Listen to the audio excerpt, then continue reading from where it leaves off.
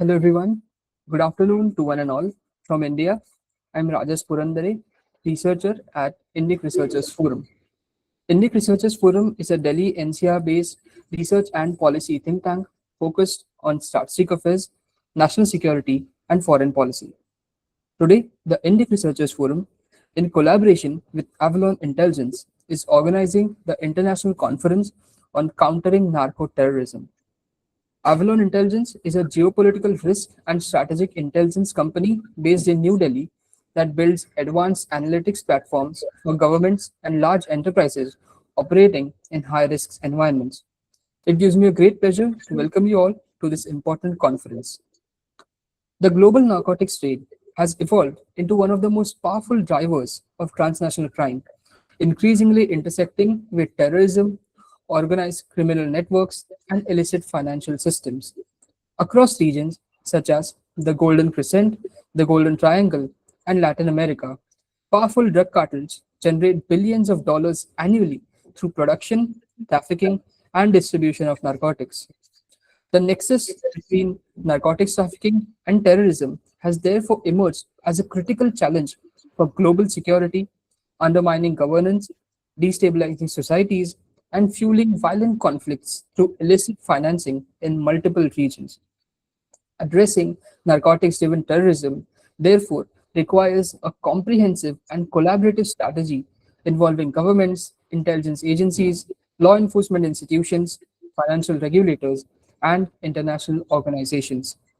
Over the next 2 days during this conference, we will examine key narcotics regions such as the Golden Crescent and the Golden Triangle to Mexico and the Andean region, while also addressing India's emerging role, the shift to synthetic drugs, and the growing use of crypto and darknet alongside strategies leveraging intelligence and data analytics to counter these evolving threats. With this, I would now like to welcome our distinguished speakers for the inaugural session. To deliver the inaugural address, we have Dr. Harjit Sandhu, and to deliver the keynote addresses, we are honored to have Honorable Governor of Bihar, Lieutenant General Syed Hasnain, and Honorable Lieutenant Governor of Delhi, Shri Taranjit Singh Sandhu. To chair and moderate this very important session, I have the honor of inviting Dr. Nanda Kishor. Dr. Kishor is an associate professor and head at the Department of Politics and International Studies at Pondicherry University. He was formerly the head of Department of Geopolitics and International Relations at Manipur Academy of Higher Education, Manipur. His expertise is in geopolitics of West Asia, India's foreign policy, the concept of war and peace in geopolitics, terrorism, and asymmetric conflicts. His recent book, Reimagining India in the Geopolitics of 21st Century, has been critically acclaimed for its theme and content. Besides this, he has 4 books in the pipeline. He is currently heading a major research project sponsored by ICSSR and has served as a visiting faculty at several HRDC centers, the Naval Academy Goa, and Karnataka Police Academy. Before I hand over to the session chair, I would like to request the audience to kindly turn off their microphone. Dr. Kishore, the floor is yours, sir. Thank you, Rajas, and thanks also to Yashas, esteemed audience, and the esteemed panel that is there to inaugurate and be there in this inaugural session. It's a very, very pertinent theme that has been taken into consideration, and as usual, Indic Research Forum has been doing these type of works on a regular basis, and the one that they've chosen now is absolutely point on, because this is the cusp or the time that we live in. India is in a position to handle, and India has been also troubled from multiple ways, as we have seen, because this requires a multi-dimensional coordinated sort of strategy, because it has to address both the financial lifelines of terrorism and also the socio-economic conditions that sustain actually such type of illicit economies. And as we keep talking about, convergence. There is a convergence of organized crime, extremist network, drug trafficking, destabilization, transnational insecurity. There are multiple dimensions to all these things. Now, strengthening institutions such as customs, coast guard, anti-narcotic agencies. All of these require a coordinated effort. I'm sure that there are international regimes and regional partnerships that are trying to move beyond the declaratory committees or commitments towards actionable coordinations. But all given, it has to culminate into the idea of countering narco-terrorism, because it should not just merely be a security imperative, but much more than that, one a comprehensive governance challenge requiring global solidarity. And today we have the best panel to inaugurate this whole session. I have the honor of having Shri Harjit Singh Sandhu, Honorable Lieutenant Governor of Delhi Taranjit Sandhu, and then also the Honorable Governor of Bihar, Lieutenant General Syed Hasnain. In the beginning, as we have the inaugural address, without wasting much time, let me introduce Shri Harjit Sandhu. He is a former retired IPS officer, senior Indian police officer with extensive experience in counterinsurgency, having served as police chief in insurgency-affected districts of Manipur, and also as commanding officer of Manipur Rifles Battalion. He also served as superintendent of police in the CBI, handling the high-profile investigations. Internationally, he held senior roles with Interpol, the UN Security Council, UN tribunals, and the World Food Programme. Now, as an expert, coordinator, and also spokesperson for the UN Security Council and the panel of experts, he led teams monitoring sanctions and armed trafficking while engaging with government and diplomatic missions worldwide. He has also contributed as an independent expert to organizations such as the UNODC, OSCE, and also SOCA, and co-authored a widely used report on Hawala and money laundering with the FinCEN. A seasoned trainer, he has also delivered programs globally on financial crimes, counterterrorism, and law enforcement capacity building. He is a recipient of the President's Police Medal for meritorious service and other international honors. So it's sheer honor and pleasure to have you with us, sir. Now over to you for the inaugural address. Thank you very much, Dr. Nanda Kishor, for giving such a wonderful introduction. I didn't want that much. I thought just one or two lines because I'm reading the inaugural address. Anyway, thank you very much. And before wasting much time, because we have such a good panel of experts, so I will straightway start my inaugural address. Distinguished dignitaries, esteemed speakers, respected colleagues, and participants, we gather today not merely to discuss a problem, but to confront a threat that challenges the very foundations of global security. It is a privilege to address this distinguished gathering at the International Conference on Countering Narco-Terrorism. I extend my sincere appreciation to the organizers for convening this timely and important dialogue. Allow me to begin with a stark and sobering reality. The global illicit drug trade is estimated to generate over $500 billion annually, making it one of the largest shadow economies in the world. These are not passive profits. These are resources that sustain terrorism, empower organized crime, and weaken states from within. As is often said, where drugs flow, instability follows. Narco-terrorism represents one of the most dangerous convergence in modern security. The fusion of criminal enterprise with ideological violence. Across regions, from the Golden Crescent and the Golden Triangle to Latin America, drug trafficking has become a strategic lifeline for militant groups.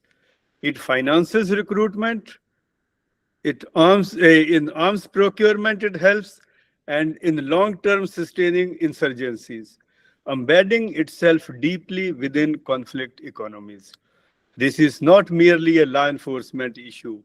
It is a systemic global threat. Today's narcotics terror networks are sophisticated, adaptive, and transnational.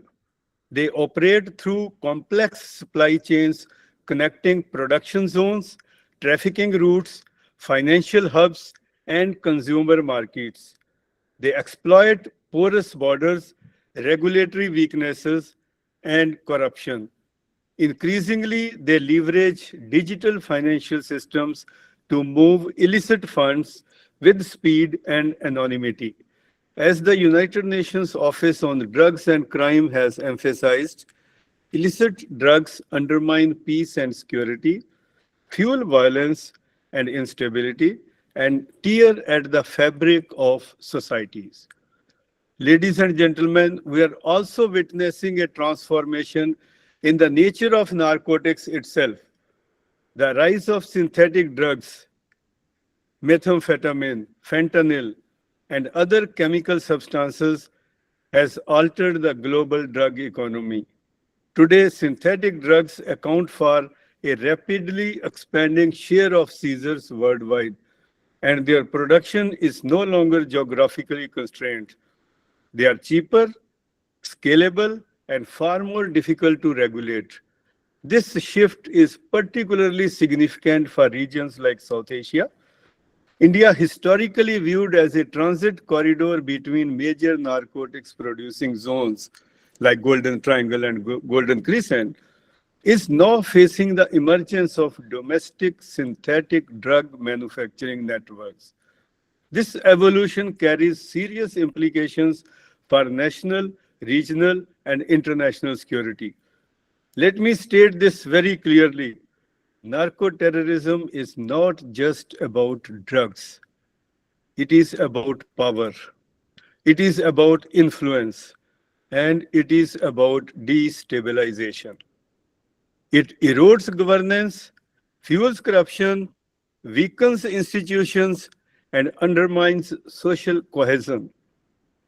In several regions, it has evolved into a tool of hybrid warfare, where addiction itself becomes a weapon, and societies are deliberately weakened from within. Faced with such a multidimensional threat, isolated responses are no longer sufficient. We must move from coordination to integration. This requires real-time intelligence sharing across borders. Intelligence, as they say, unlike French wine, does not get better with age. So it has to be real-time intelligence sharing. Stronger financial monitoring to disrupt illicit flows. Deployment of advanced technologies, data analytics, artificial intelligence, and geospatial tools. Robust regulation of pharmaceuticals and precursor chemicals. And above all, the most important, sustained political will. As one security expert aptly noted, you cannot dismantle a network with isolated action. Our response must match the scale, sophistication, and interconnectedness of the threat. This conference, therefore, is both timely and essential. Over the next 2 days, discussions will span critical geographies and themes from the Golden Crescent and the Indian cocaine complex to Mexico's synthetic drug economy and the Golden Triangle. These sessions will provide valuable insights into evolving trafficking patterns, financial networks, and security dynamics. Equally significant are the discussions on emerging challenges in India and global strategies for intelligence sharing, financial disruption, and international cooperation. These are not merely academic conversations. They are operational imperatives. Distinguished participants, history teaches us that threats ignored in their early stages become crises later. We have seen it in 9/11 and many other cases. I can speak on for hours together on that one, but I will stick to my today's topic only. Narco-terrorism has already crossed that threshold. What we face today is not a distant risk, it is an immediate and expanding danger. But it is also a challenge we are capable of addressing if we act collectively, decisively, and with clarity of purpose. Let this conference serve not only as a platform for dialogue, but as a catalyst for action. Let it strengthen partnerships, let it sharpen strategies, and let it reaffirm our shared commitment to safeguarding global security. If we fail to act together, the networks we face will only grow stronger, but if we act with unity and resolve, they can and will be dismantled. Because in the fight against narco-terrorism, neutrality is not an option, and delay is a luxury we cannot afford. The responsibility is ours, the moment is now, and the world is watching. With these words, I formally inaugurate this conference and wish it great success, and thank you very much to all the participants who took time to participate in this conference. And thank you in advance to the expert panel who agreed to our request to accept speaking on this. Thank you very much. Thank you, Sandhuji. I think what better inaugural address we could have had perhaps than this. I think you just gave us the best one that was required for this. Now I would request Honorable Lieutenant Governor of Delhi, Taranjit Singh Sandhuji is there. Before Sir takes over, I'll also take a minute to introduce him. Honorable Lieutenant Governor of Delhi, Taranjit Sandhuji, has been serving as the governor, or appointed in March 2026. He is a former Indian Foreign Service officer. He previously served as India's ambassador to the United States, where he played a key role in strengthening the India-US strategic partnership across defense, technology, and economic cooperation. Over a distinguished diplomatic career spanning more than 3 decades, he also served as the High Commissioner to Sri Lanka, Deputy Chief of Mission in Washington, D.C., and also held assignment at India's permanent mission to the United Nations, as well as in the Frankfurt and New York. He is widely regarded for his expertise in international diplomacy, multilateral engagement, and also strategic affairs, particularly in advancing India's global partnership. Without wasting much time, I request Sir to deliver the keynote address for this conference. Sir, over to you. Distinguished speakers, members of the strategic law enforcement and diplomatic community, scholars, and participants. I am delighted to address this international conference on countering narco-terrorism. I compliment the organizers for convening a timely discussion on an issue that is lodged at the intersection of security, economics, and governance, and increasingly at the heart of global strategic stability. The global narcotics trade today represents one of the largest illicit economies in the world. Estimates by international agencies suggest that the global drug trade generates hundreds of billions of dollars annually, making it comparable in scale to some formal sectors of the global economy.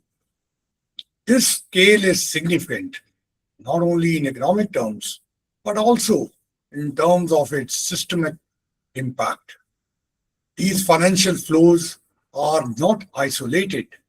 They are deeply embedded within the networks of money laundering, organized crime, and increasingly terror financing. Across regions such as the Golden Crescent, the Golden Triangle, and parts of Latin America, narcotics production and trafficking have evolved into highly organized and transnational enterprises. These networks operate through complex supply chains that link production zones, transit routes, financial hubs, and consumer markets. What distinguishes the current phase is the degree of the integration between these elements and the speed with which these networks adapt to enforcement pressures. From a security perspective, the linkage between narcotics and terrorism has become more pronounced. Drug trafficking provides a relatively stable and renewable source of revenue for non-state actors. In several regions, including parts of West Asia and South Asia, narcotics revenues have been used to finance insurgent activities, procure weapons, and sustain recruitment networks. In some estimates, a significant proportion of funding for certain extremist groups has historically been linked directly or indirectly to illicit trafficking economies. While the exact figures varies across regions and groups, the structural linkages is well established. From my experience in the Foreign Service, this convergence has been a recurring theme in bilateral and multilateral discussions. Counter-narcotics cooperation has often overlapped with counter-terrorism frameworks, reflecting the recognition that these challenges cannot be addressed in isolation. At the same time, the complexity of this nexus becomes evident in practice. Differences in legal systems, evidentiary standards, and enforcement capacities across countries often create gaps that these networks exploit. This makes sustained international cooperation both necessary as well as challenging. Another important dimension is the role of illicit financing systems. Narcotic revenues are rarely held in their original form. They are moved layered and integrated into formal and informal financial systems through mechanisms such as shell companies, trade-based money laundering, and informal value transfer systems. In recent years, there has also been increasing use of digital financing tools, including cryptocurrencies and encrypted platforms, to facilitate transactions and obscure financial trails. This adds a new layer of complexity to the enforcement efforts. The impact of narco-terrorism is not limited to security institutions. It has broader societal consequences. Let's take Punjab, for example. Over the years, the state has witnessed a troubling rise in the substance abuse, particularly among the youth, cutting across both rural and urban communities, with implications that extend far beyond individual health. The crisis has affected family structures, reduced workforce participation, and placed sustained pressure on public health and law enforcement systems. Traditionally, India has been viewed as a transit corridor between major narcotic producing regions. However, recent enforcement actions indicate a shift in this pattern. There is increasing evidence of domestic manufacturing of synthetic drugs like meth and other stimulants. Seizure data over recent years suggest a noticeable increase in both the quantity and geographic spread of such operations. This suggests that India may be facing a transition from primarily a transit point to becoming part of the production and distribution chain for certain categories of narcotics. This shift is influenced by multiple factors.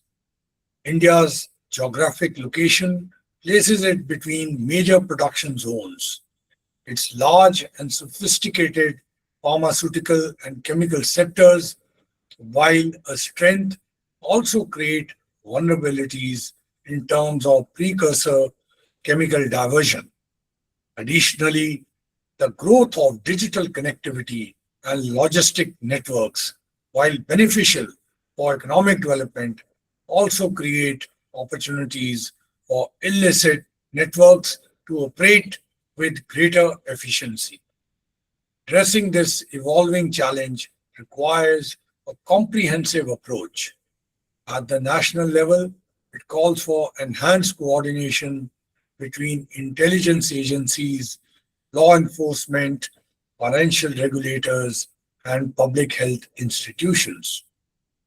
Each of these stakeholders addresses a different dimension of the problem, and their effectiveness depends on how well their efforts are integrated. At the international level, cooperation is indispensable. Narco-terror networks operate across jurisdictions, and disrupting them requires coordinated action. Intelligence sharing, joint investigations, and capacity building are critical components of this effort. There is also a need to strengthen global frameworks for financial transparency and regulatory oversight. Tracking illicit financial flows remains one of the most effective ways to disrupt these networks at scale. Technology can play a significant role in this context. Advanced analytics, geospatial intelligence, and data-driven tools can enhance the ability to identify trafficking patterns, monitor suspicious activities, and anticipate emerging trends. At the same time, enforcement measures must be complemented by demand-side interventions.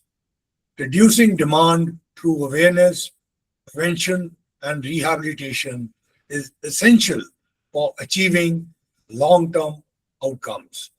A purely supply-side approach, while without addressing consumption patterns, is unlikely to be sustainable. From a broader strategic perspective, narco-terrorism reflects the changing nature of the global threats. Increasingly, we are dealing with hybrid challenges that cut across traditional categories of crime, security, and economics.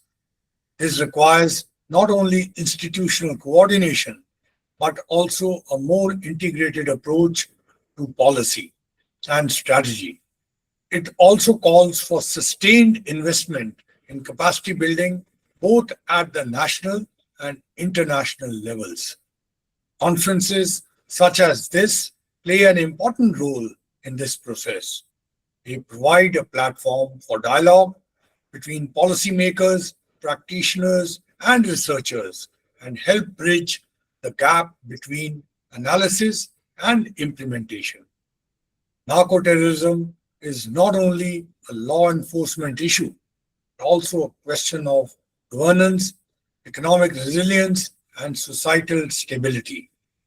Addressing it effectively will require coordination across institutions, cooperation across borders, and a continuous adaptation to emerging trends.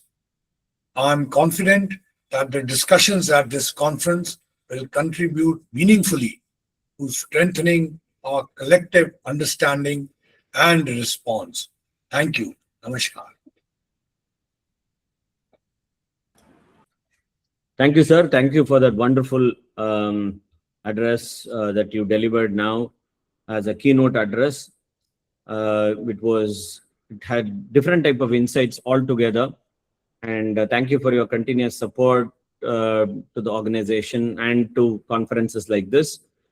We move on to the next keynote address that would be delivered by Honorable Governor of Bihar, Lieutenant General Syed Hasnain. Before I hand over to Sir, I'll introduce Sir to the August gathering here. Lieutenant General Syed Hasnain is the serving Governor of the Indian state of Bihar. He's retired Lieutenant General with a distinguished 4-decade career in the Indian Army, serving in key operational areas including Jammu and Kashmir, Siachen, and the Northeast, and in the UN missions in Mozambique and Rwanda. He held senior appointments such as the GOC 15 Corps Srinagar, GOC 21 Corps, and the military secretary, and is widely regarded as an expert on Kashmir, Pakistan, and transnational security issues. Post-retirement, he has served as Chancellor of the Central University of Kashmir, member of National Disaster Management Authority, NDMA, and also was a distinguished fellow at the Vivekananda International Foundation. A highly decorated officer, he has received multiple honors and also is decorated with 6 awards by the President of India and 2 awards by the Chief of Army Staff, and remains an active strategic commentator, speaker, and writer on national security affairs, someone who was regularly available for youngsters and also seasoned diplomats to strategic thinkers to everyone. It's an honor to have you here, sir. Over to you for the keynote address. Thank you, sir.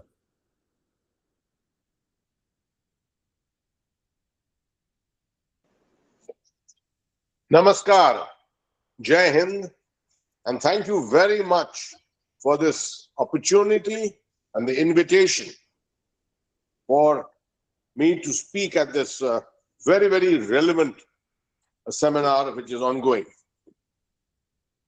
I hope I'm being heard clearly. I just want to do an audio check. Yes, sir. Perfect, sir. Great. Distinguished chair, distinguished speakers, ladies and gentlemen, it's a privilege to address this important conference on countering narco-terrorism. Narco-terrorism is not just a peripheral issue.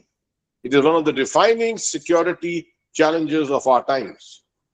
It cannot be seen merely as a matter of policing or criminal law. It is above all this a national security challenge. At its core, narco-terrorism is about funding for violence. Narcotics generates illicit profits that sustain arms procurement, recruitment, logistics, propaganda, and extremist networks. If terrorism is to be countered effectively, its financial arteries must be targeted with equal determination. India's geography makes this challenge particularly acute.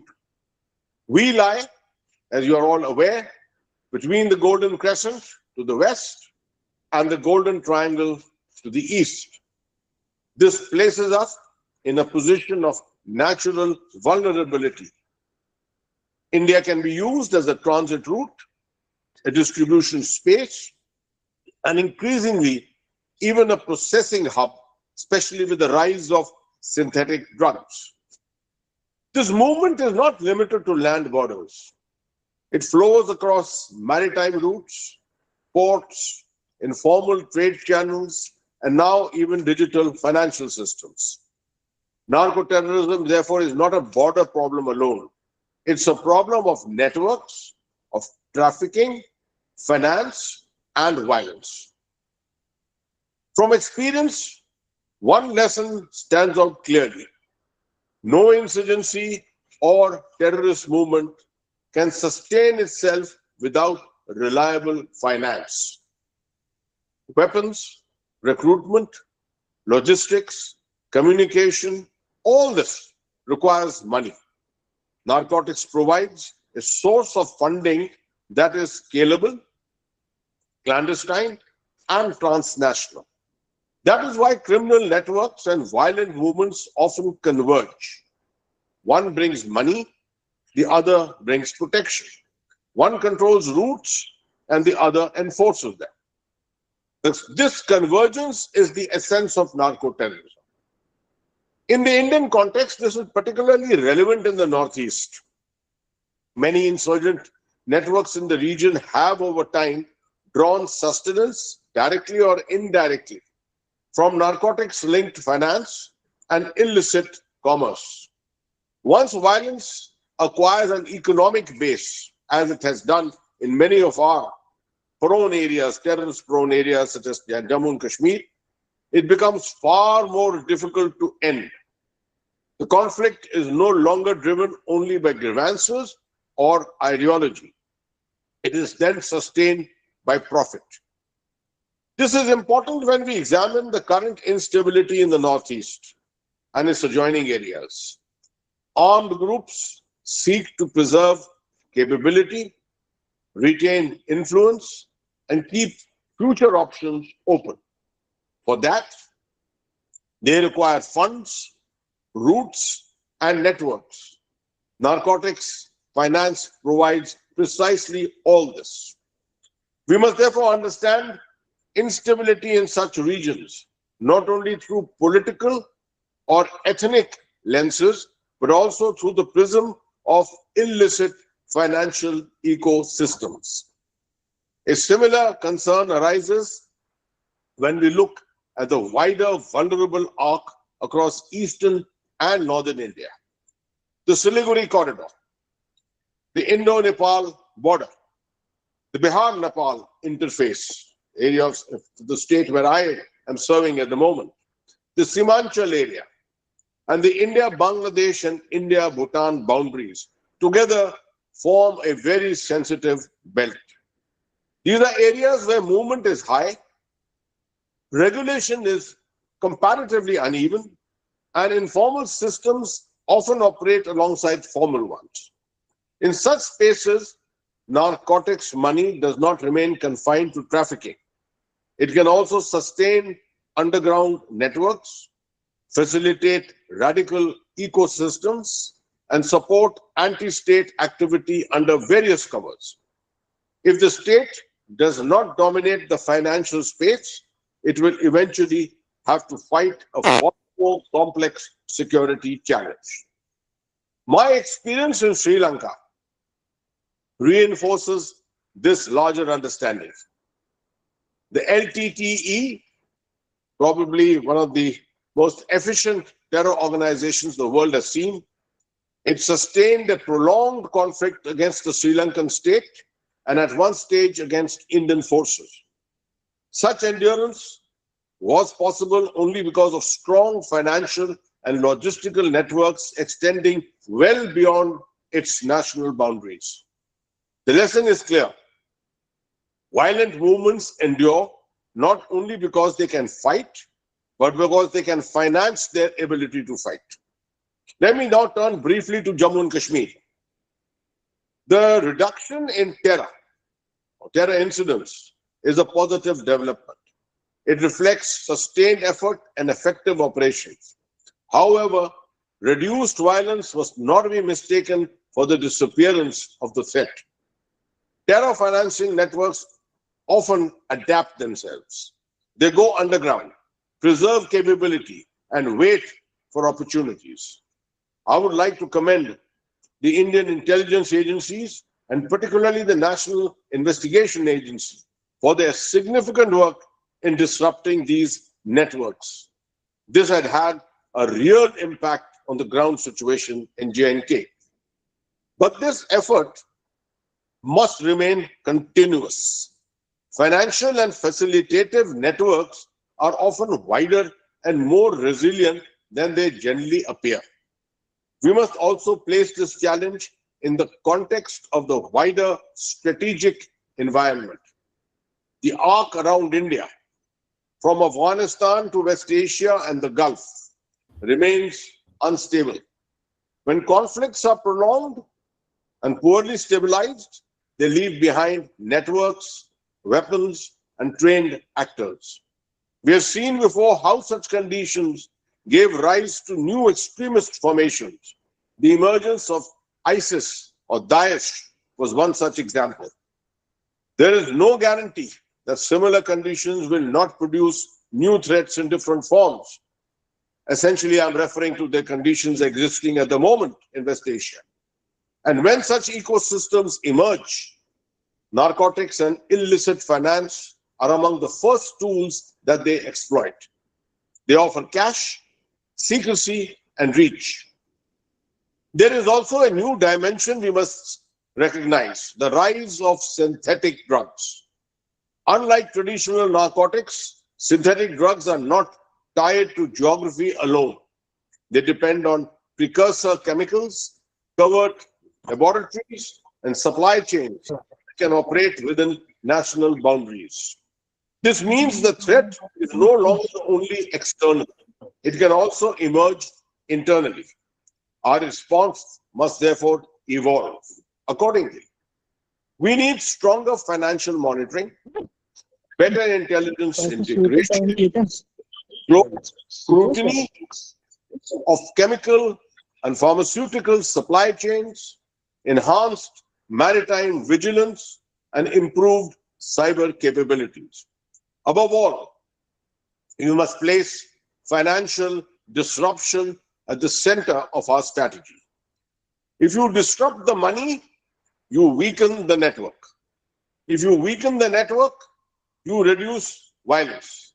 And if you reduce violence, you automatically strengthen the state. So now let me conclude.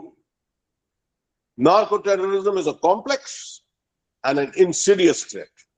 It funds violence, corrodes governance, damages society, and creates parallel systems of power. India cannot afford complacency in this domain. Our geography, our neighborhood, and our security environment demand sustained vigilance. This conference is therefore both timely and necessary. I compliment the organizers for bringing together experts and practitioners to address this challenge. If we are to succeed, and we must remember one central truth, the fight against narco-terrorism will not be won by intercepting just drugs. It will be won by dismantling the financial and the operational networks that sustain violence. The networks all over some of our prone areas. That is the task before us. Thank you and Jai Hind.